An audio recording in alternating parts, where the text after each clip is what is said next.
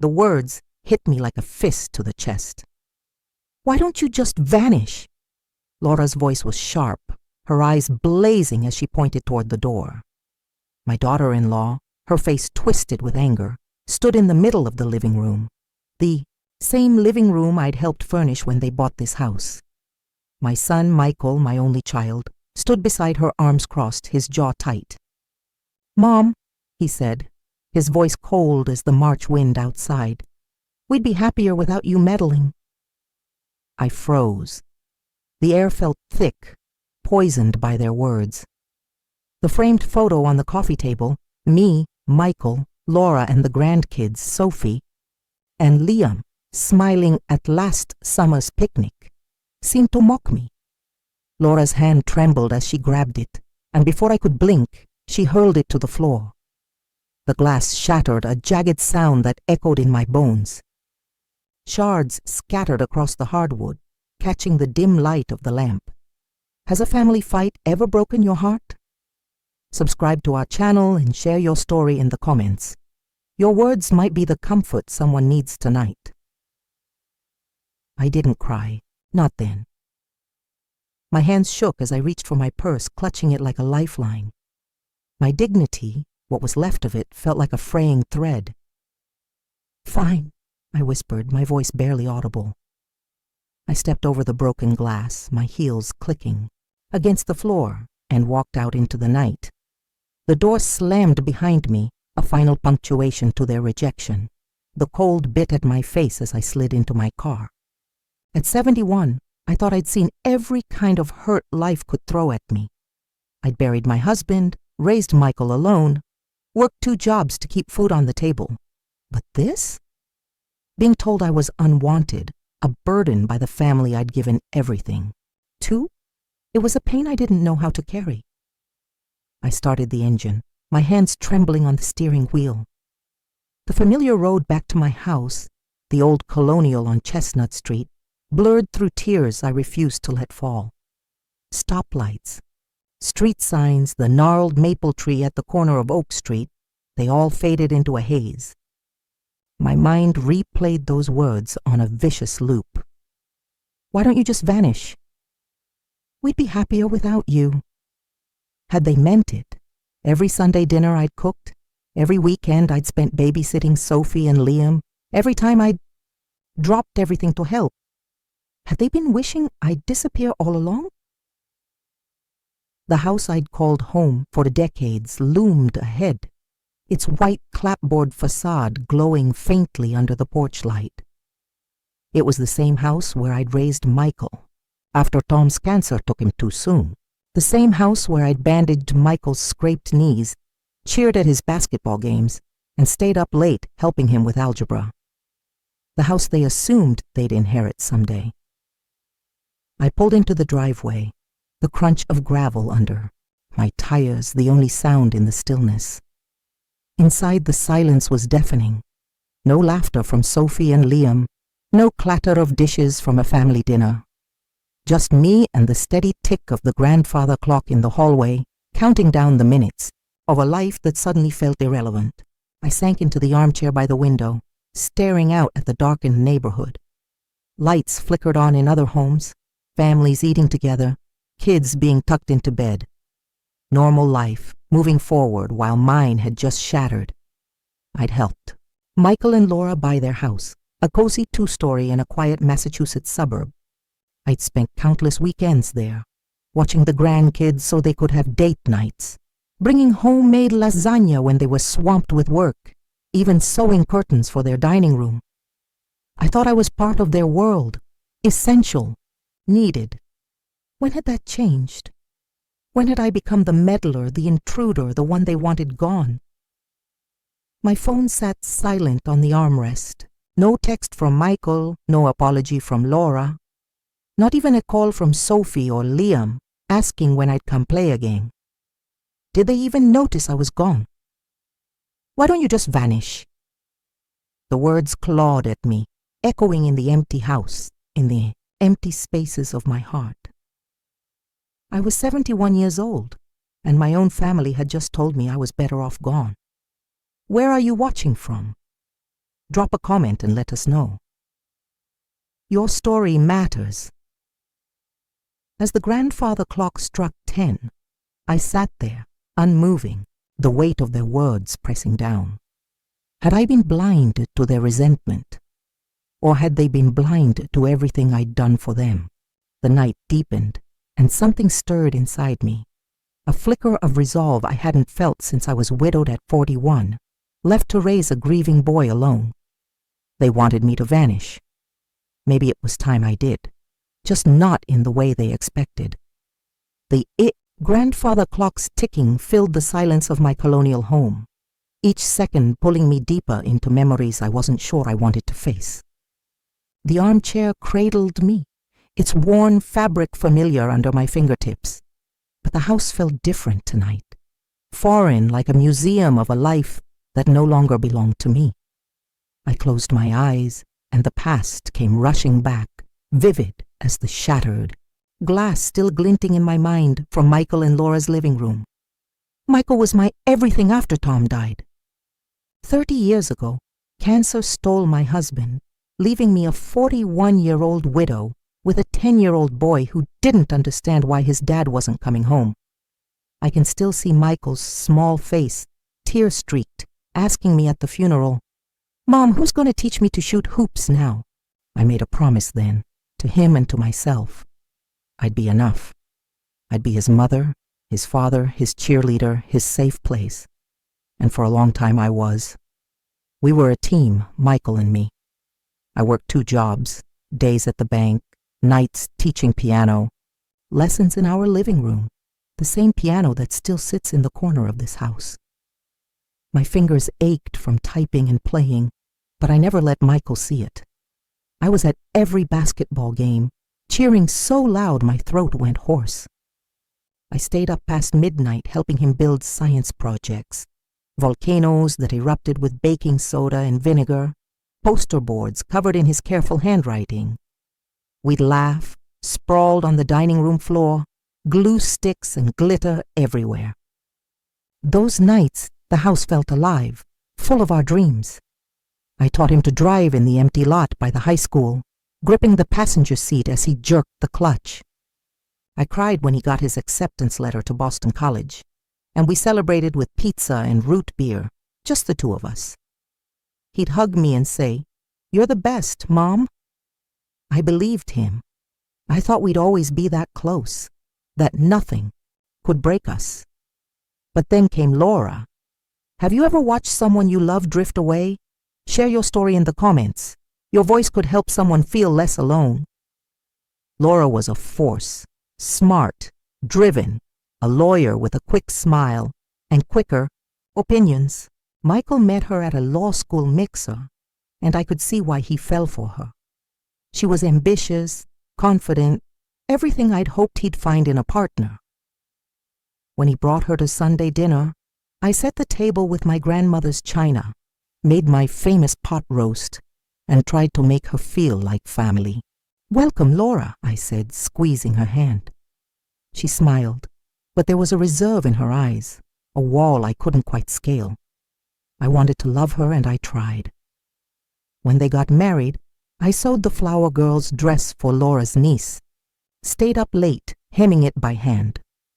When Sophie was born, then Liam 2 years later, I was there, changing diapers, rocking them to sleep, giving Laura and Michael nights off to breathe. I thought I was building something with them, weaving myself into their lives. But somewhere along the way, the threads started to unravel. It began with small things, so subtle I barely noticed at first. Laura's corrections, always polite, but pointed. "Evelyn, we don't give the kids cookies before dinner," she'd say when I offered Sophie a snickerdoodle. "Evelyn, we prefer audiobooks for Liam's bedtime, not your old fairy tales." I'd nod, smile, try to adjust. I didn't want to be the overbearing mother-in-law, the one they rolled their eyes at. But the corrections piled up, like pebbles in a stream, until they dammed up everything between us. I started visiting less, from every weekend to every other week, then once a month. I'd call first, ask if it was okay to bring a casserole or take the kids to the park. I thought I was respecting their boundaries, giving them space. But Laura's sighs grew sharper, her glances colder. Once, I overheard her on the phone with a friend while I was folding laundry in their guest room. "Evelyn's always here," she said, her voice low but clear. "It's like she doesn't have a life of her own." The words stung, a slap I hadn't seen coming. I stood there, clutching a tiny pair of Liam's pajamas, wondering when I'd become a burden. Michael changed too. He used to call just to chat, to tell me about a new case at work or a funny thing Sophie said. But the calls dwindled, replaced by quick texts. "Can you watch the kids Saturday?" Or, "We're good, Mom, just busy." When I did visit, he'd be distracted, scrolling on his phone or stepping out to take a work call. I'd sit with Sophie and Liam, building Lego castles or reading books. But the warmth we'd once shared felt like a memory fading at the edges. Last Christmas was the breaking point. I'd spent weeks searching for the perfect gift for Sophie, a set of science books with colorful illustrations, perfect for her curious mind. I wrapped them carefully, imagining her excitement. But when she opened them, Laura's face tightened. "We already got her a science kit," she said, her voice clipped. "Evelyn, you should have checked with us." She handed the books back to me, right there in front of everyone. Michael just looked away, sipping his coffee, saying nothing. I felt my cheeks burn, the weight of their disapproval crushing me. I mumbled an apology, stuffed the books into my bag, and spent the rest of the day pretending everything was fine. But it wasn't fine. That moment replayed in my mind as I sat in my armchair now, the house dark except for the glow of the street lamp. Outside, had I been too much? Too eager to help, too quick to offer advice? Or had they taken me for granted, expecting me to fade into the background until they needed a babysitter or a loan? I thought of the house I was sitting in, the colonial lawn, Chestnut Street, worth a fortune in today's market. The house Michael and Laura always assumed would be theirs someday. The house I'd poured my life into, just like I'd poured my life into them. What's the hardest family moment you've faced? Drop it in the comments. Your story might be the one someone needs to hear. I walked to the hallway, my footsteps echoing on the hardwood. The walls were lined with photos. Michael's high school graduation, Sophie's first birthday, Laura and Michael's wedding, where I'd pinned a corsage on her dress with trembling hands. Each frame held a memory, a piece of the family I thought we were. But now, those memories felt like accusations. When had I stopped being their mother, their grandmother, and become the woman they wanted to vanish? The clock struck 11, its chime heavy in the quiet. I stood there, staring at a photo of Michael at 10, his gap-toothed grin beaming after scoring his first basket. That boy had loved me, needed me. Where had he gone? And where had I gone? Somewhere along the way, I'd let myself become an extension of their lives, my own dreams buried under years of sacrifice. Laura's words, "Why don't you just vanish?" rang in my ears, but they weren't just an insult. They were a challenge. And maybe, just maybe, I was ready to answer it. The colonial house felt like a stranger's now. Its familiar rooms turned cold and distant in the wake of Laura's words. "Why don't you just vanish?" I stood in the hallway, the photo of Michael's gap-toothed grin staring back at me, and felt a weight settle in my chest. At 71, I thought I'd known every shade of grief. Losing Tom, scraping by as a single mom, watching Michael grow up and away. But this was different. This was betrayal, sharp and raw, from the family I'd built my life around. The grandfather. Clock ticked on, relentless, as if it knew the truth. Time was running out for me to decide who I was going to be. I wandered into the living room, my fingers brushing the keys of the old piano, silent now except for the echoes of Michael's childhood lessons. The house was full of ghosts, Tom's laughter, Michael's footsteps racing down the stairs, my own younger voice singing lullabies. I sank onto the couch, the same one where I'd read Charlotte's Web to Michael, night after night, until he fell asleep against my shoulder. Had I been too much? Had my love smothered them like Laura said? Or had they taken me for granted, assuming I'd always be here, waiting, ready to serve? I tried to sleep that night, but the words kept me awake, looping like a broken record. We'd be happier without you. By dawn, I was back in the living room, staring at the walls lined with memories. I opened the drawer of the sideboard, looking for nothing in particular, and found it. A letter Michael wrote when he was 18, just before he left for college. His messy handwriting filled the page. "Mom, you're my hero. Thanks for everything. I'll make you proud." I traced the words, my throat tightening. That boy had loved me, trusted me. Where was he now? The man who'd stood beside his wife, telling me to disappear. Was he still my Michael? Have you ever found a memory that broke your heart all over again? Share it in the comments. Your story might be the spark someone needs to keep going. Don't know what made me do it. Maybe desperation, maybe instinct. But I went to the study and opened the old desktop computer I used for emails and bills. Michael had set it up years ago, and I'd used it last week when I babysat at their house, checking my bank account while Sophie and Liam napped. The screen flickered to life, and there it was, staring at me like a slap. An email, still open, in the browser, from Laura to Michael. The subject line read, "The House." My hands hovered over the keyboard, guilt prickling at me. I shouldn't read it, it wasn't mine. But something in me needed to know, needed to understand why they'd pushed me away so brutally. I clicked, and the words seared into me. "Michael, we need to talk to Evelyn about transferring the colonials sooner rather than later. It's worth over $1 million now. It's our safety net. College for the kids, our retirement.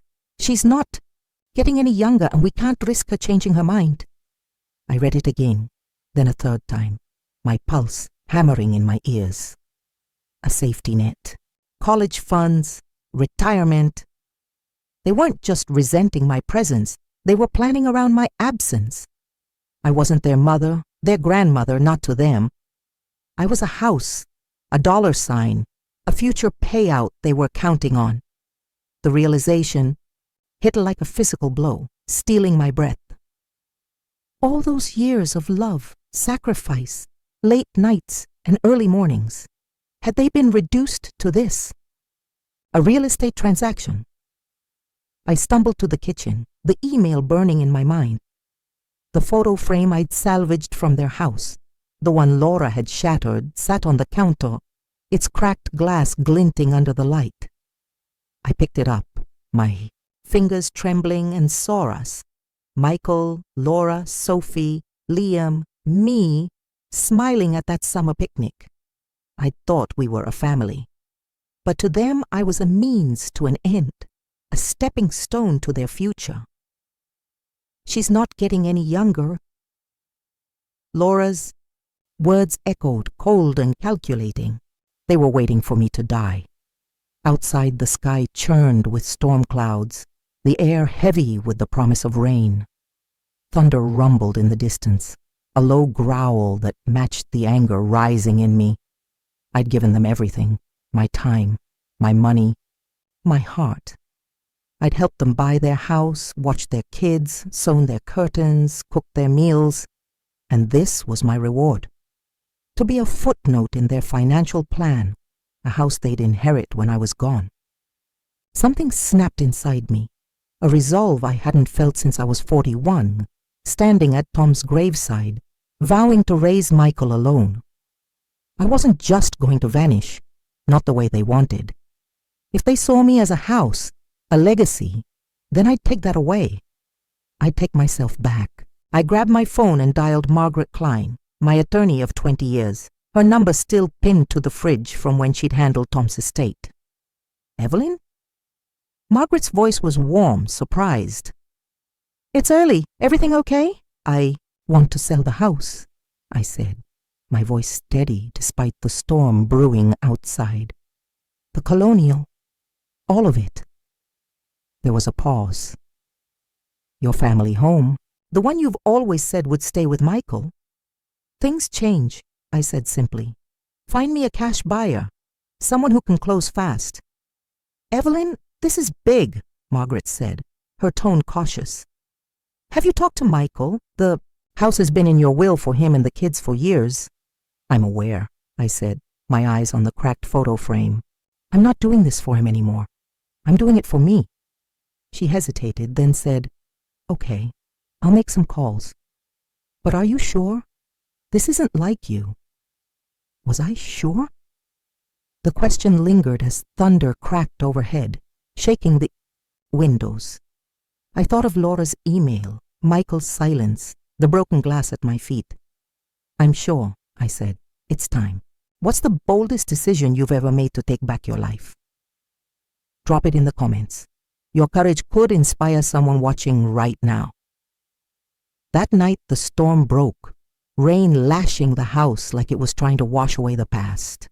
I stood in the living room, the photo frame in my hands, and whispered to the empty air, If you want me to vanish, I will, on my terms. Lightning illuminated the room, casting shadows across the piano, the bookshelves, the life I'd built. I wasn't just selling a house. I was letting go of the woman I'd been, the one who'd lived for everyone else, who'd measured her worth by what she could give. I walked to the front door and stepped onto the porch, the rain soaking my sweater. The Colonial loomed behind me, its white facade gleaming in the storm's glow. It had been my anchor, my prison, my everything. But not anymore. I closed my eyes, letting the rain mix with the tears I could finally let fall. Somewhere in the distance, thunder roared, and I felt it in my bones, a promise that I was done disappearing for anyone but myself. The rain had stopped by the time I hung up with Margaret, my attorney, but the air still hummed with the storm's aftermath. I stood on the porch of the Colonial house, the place that had held my life for decades, and felt a strange lightness. Selling it wasn't just about letting go of brick and mortar. It was about letting go of the Evelyn who'd lived for everyone else. At 71, I was done being the mother who waited, the grandmother who hovered, the widow who clung to the past. Laura's words, "Why don't you just vanish?" had cut me deep, but they'd also set me free. I was ready to vanish, not into nothingness, but into a life that was mine. 2 weeks later, the sale was final. A developer offered cash, no questions, no delays. "They'll probably tear it down," Margaret warned, her voice crackling through the phone. "Build condos or something modern." I pictured the Colonial, its creaking floors, its stained glass window in the stairwell, reduced to rubble.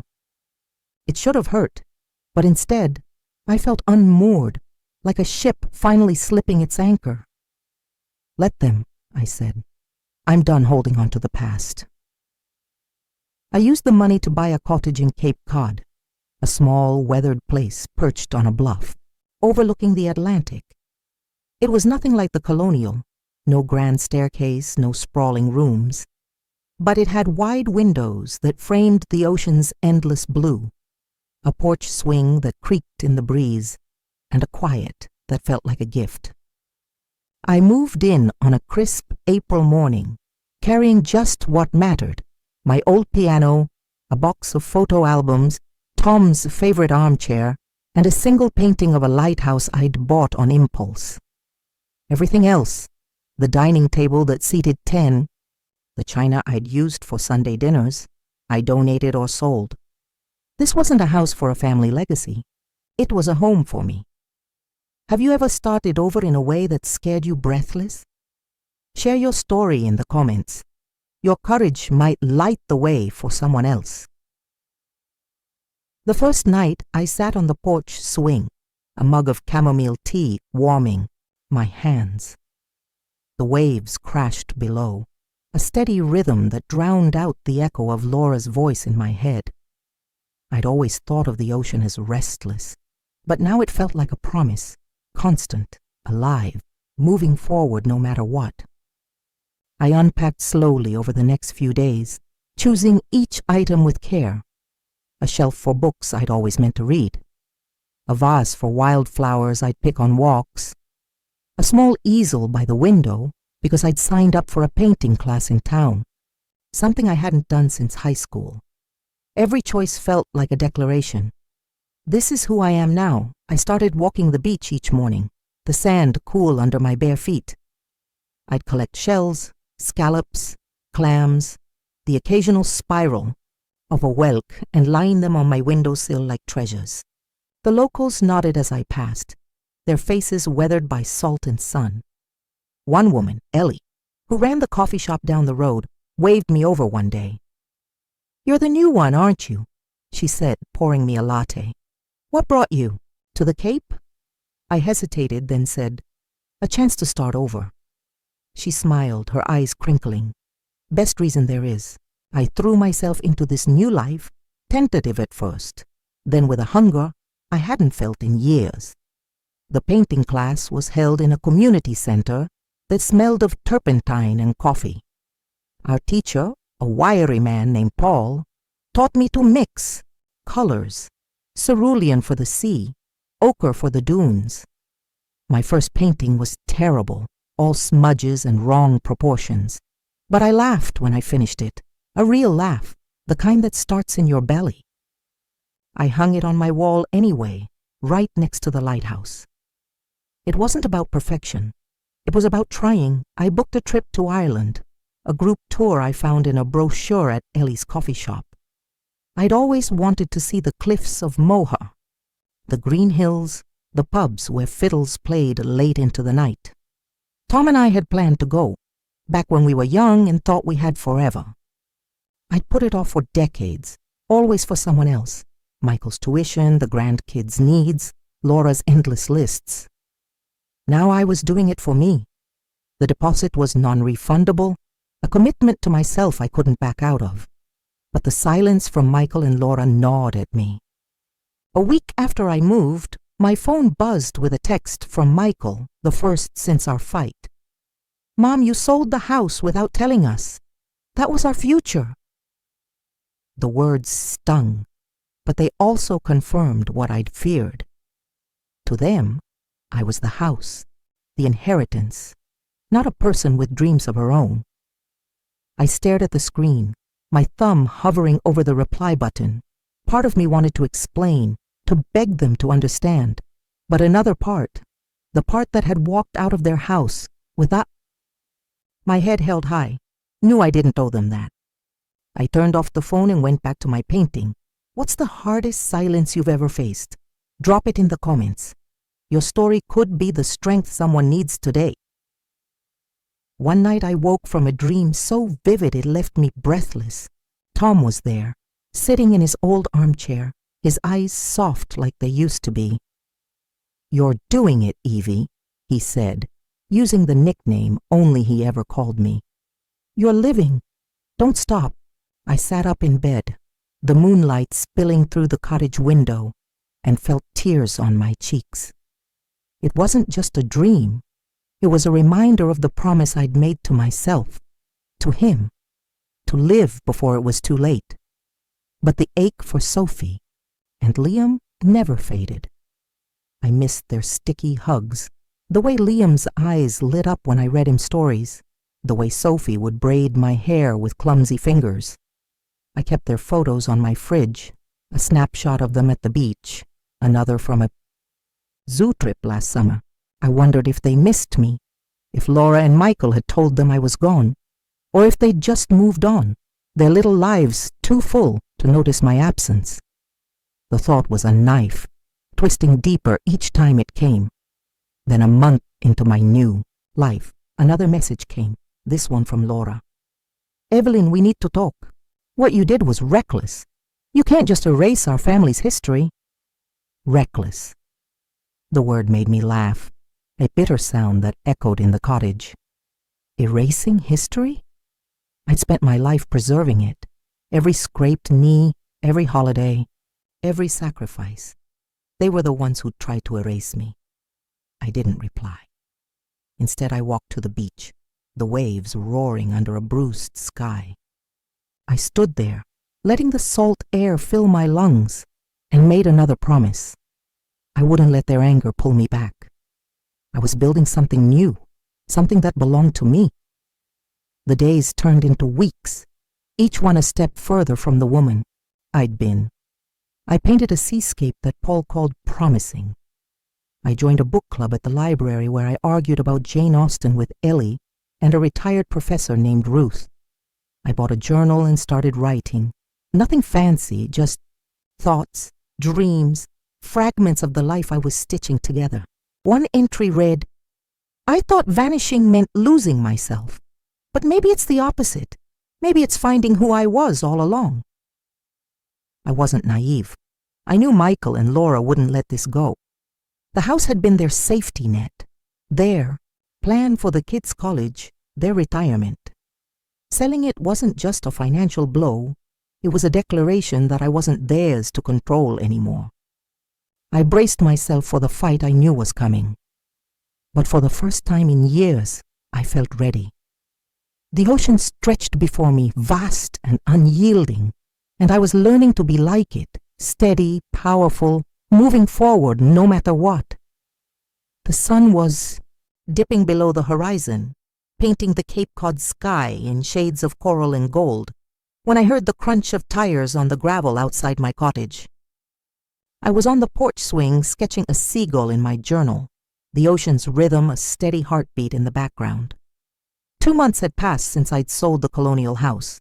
2 months since I'd started building a life that was mine. Michael and Laura's messages, angry, accusing, had gone unanswered, their words like stones I refused to carry. I thought I was ready for silence, for solitude, but when I looked up and saw their SUV in my driveway, my heart lurched. The doors opened, and there they were. Michael, his face tight with something between anger and exhaustion. Laura, her eyes guarded, clutching a tote bag. And Sophie and Liam, their small faces peering out, uncertain. I set my journal down, my hands suddenly unsteady. I hadn't seen them since that night, since Laura's scream, "Why don't you just vanish?" and Michael's cold agreement. Now they were here, unannounced, standing on my new ground. What did they want? An apology? The house they'd never get back. Have you ever faced a family confrontation that changed everything? Share your story in the comments.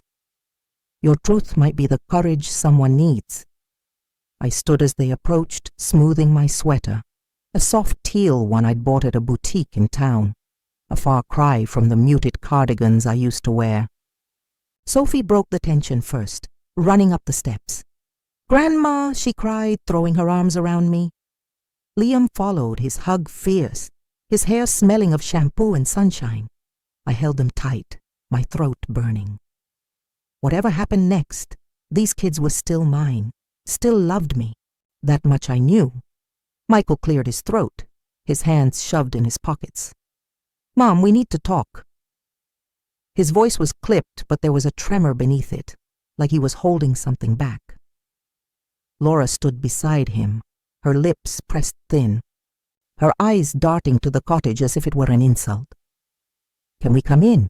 she asked, her tone formal like a stranger's. I nodded, leading them inside. The cottage was small but bright, with seashell-lined windowsills and my seagull painting on the wall. Sophie gasped at the view. "Grandma, you live by the ocean." Liam tugged my hand, pointing at the porch. "Swing." "Can we try that later?" I smiled, ruffling his hair. "Of course, buddy." For a moment it felt like the old days, before everything broke. But Michael's heavy silence and Laura's stiff posture reminded me why they were here. We sat in the living room, me in Tom's old armchair, them on the new linen sofa. The kids sprawled on the rug, flipping through a book of coastal birds I'd left on the coffee table. Michael leaned forward, his hands clasped tight. "Mom, what were you thinking?" he said. his voice low but sharp. You sold the house, our family's history, without a word. That was supposed to be the kids' future, our retirement. How could you do that? I met his gaze, steady despite the ache in my chest. It was my house, Michael, I said. And you told me to vanish. So I did, on my terms. My voice was calm, but it carried the weight of everything I'd carried since that night.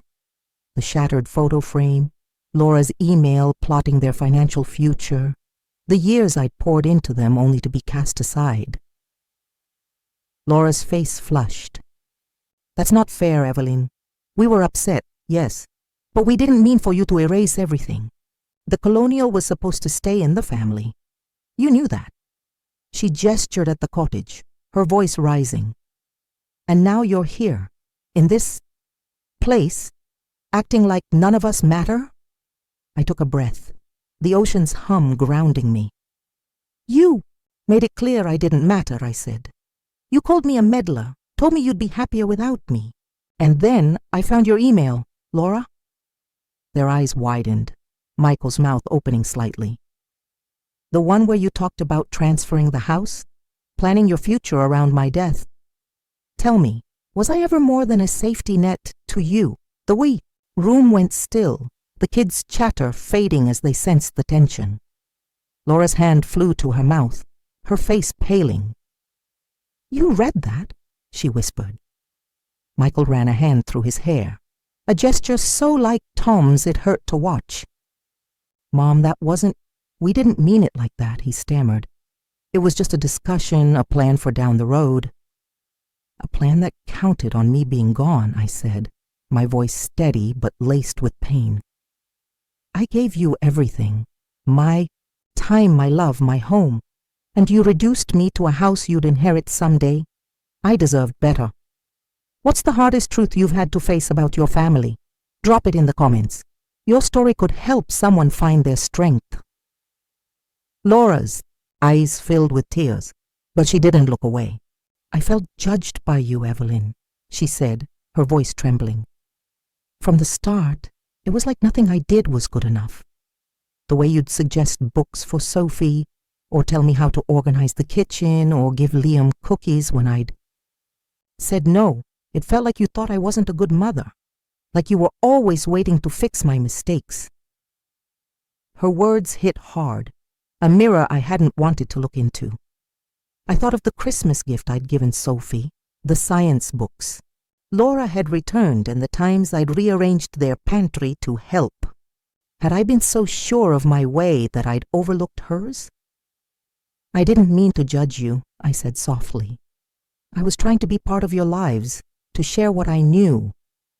But I see now I crossed lines I didn't recognize. Michael shifted, his expression torn.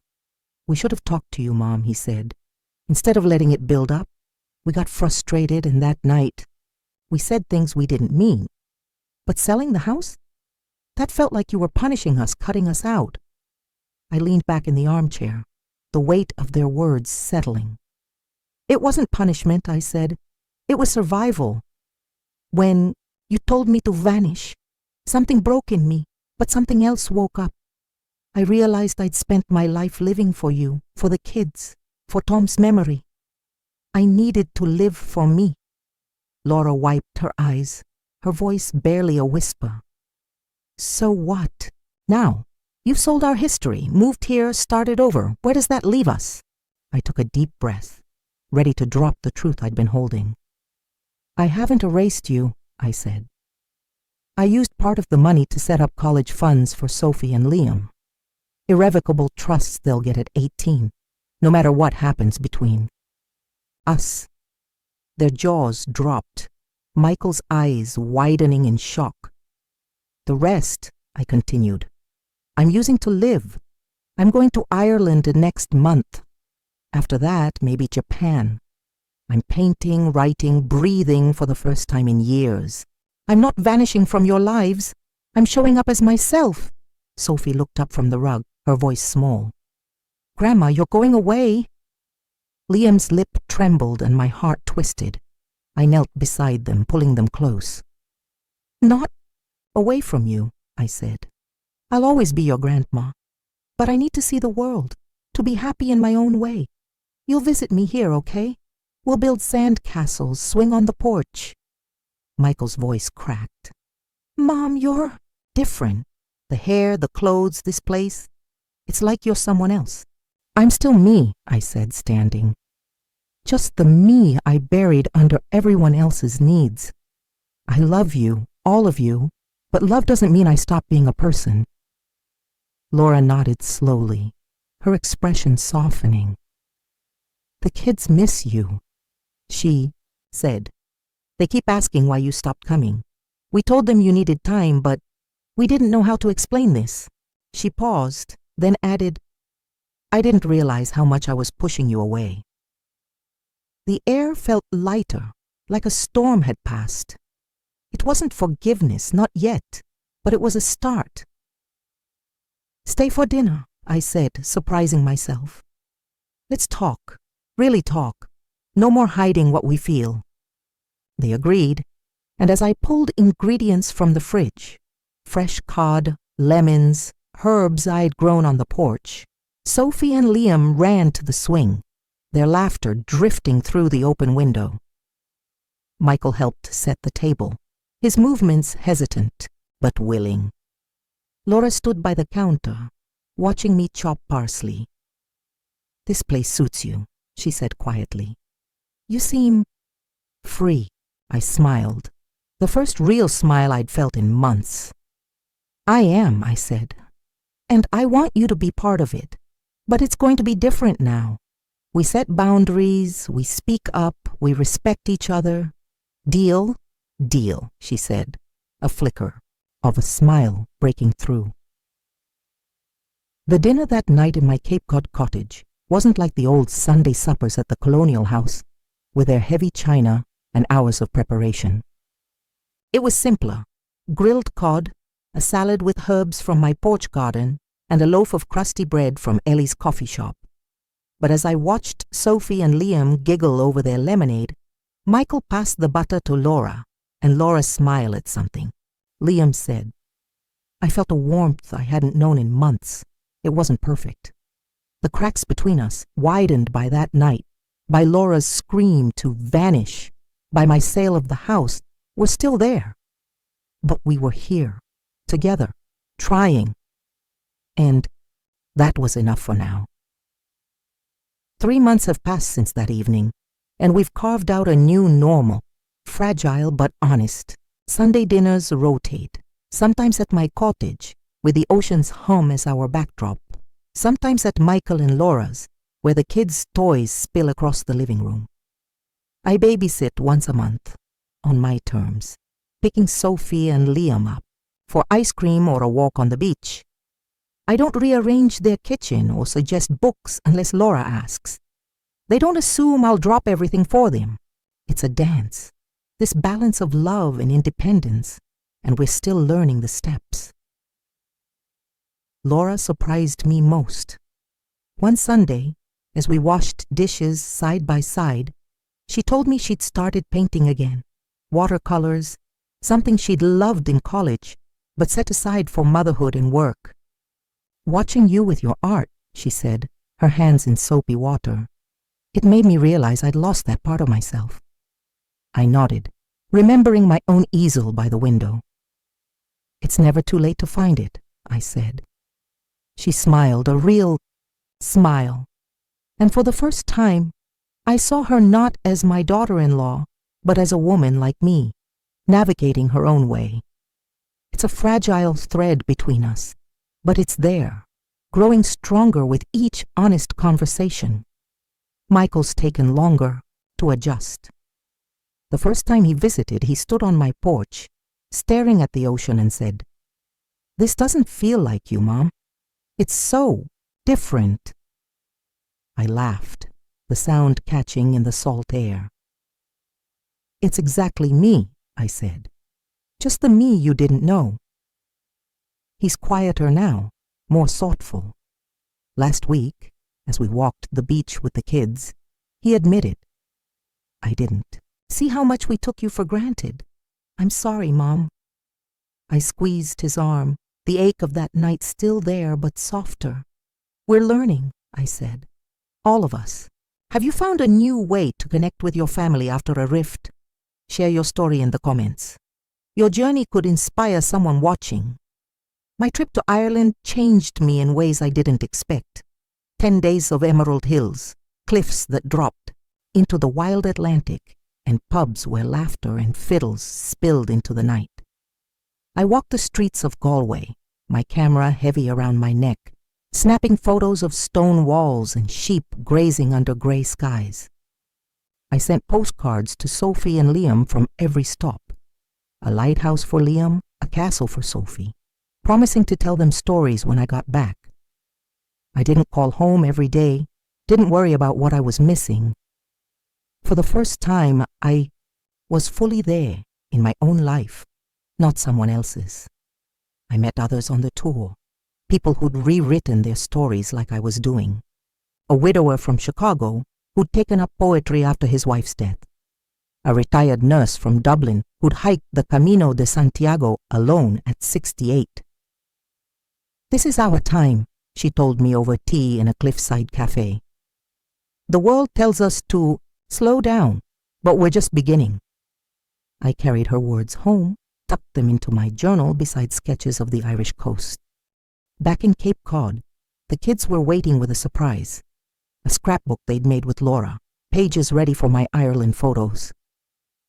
"So you can show us everything," Sophie said, her eyes bright. Liam climbed into my lap, pointing at a blank page. "Put the castle here, Grandma." I hugged them, my heart full. "We'll fill it together," I promised.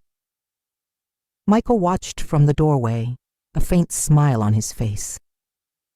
"You look happy, Mom," he said later as we cleared the dinner table. "Happier than I've seen you in years." "Because I am," I said. "Not because of what happened, but because it forced me to choose myself." He nodded, and for a moment I saw the boy he'd been, the one who'd called me his hero. Our new rhythm isn't flawless. There are stumbles, Laura's tight smile. When I declined to host Thanksgiving, Michael's brief flash of frustration when I sold Tom's old desk to make room for my easel. I forgot Liam's school play once, too caught up in a painting, and felt the old guilt creep in. But we talk now, not just about schedules or the kids, but about what hurts, what matters. It's messy, human, real. I'm writing this from my porch, the ocean stretching before me like a canvas of possibilities. The sky is bruised with dusk, and my journal lies open, filled with thoughts I never had time for before. I'm planning my next trip, Japan maybe, to see cherry blossoms and temples older than memory. Sophie and Liam want to video call from every city, and Laura's even talking about a family trip to Europe next summer with me as their guide for part of it. The idea makes me smile, not because I need to be needed, but because they see me now, not just as Grandma, but as Evelyn, the woman who's finally living. Did Evelyn's transformation resonate with you? Subscribe for more stories of courage, healing, and rediscovery. Tell us in the comments how you've rebuilt after a family heartbreak. 3 months ago, I stood in Michael and Laura's living room hearing words that shattered my world. "Why don't you just vanish?" I did vanish, but not the way they meant. I let go of the Evelyn who lived for their approval, who measured her worth by what she could give. I sold the house they saw as their future and built one that was mine. I found my voice in paint, in waves, in the hills of Ireland. And I found my family again, not by sacrificing myself, but by standing tall as the woman I am. The irony doesn't escape me. They asked me to disappear, and in doing so I became visible, to them, to myself. Sometimes, vanishing isn't about fading away. It's about stepping into the light, claiming your place, and living before it's too late. I don't know where this path will lead, but for the first time in years, I'm not afraid to find out. The ocean hums, the stars are waking, and I'm here, breathing, dreaming, alive.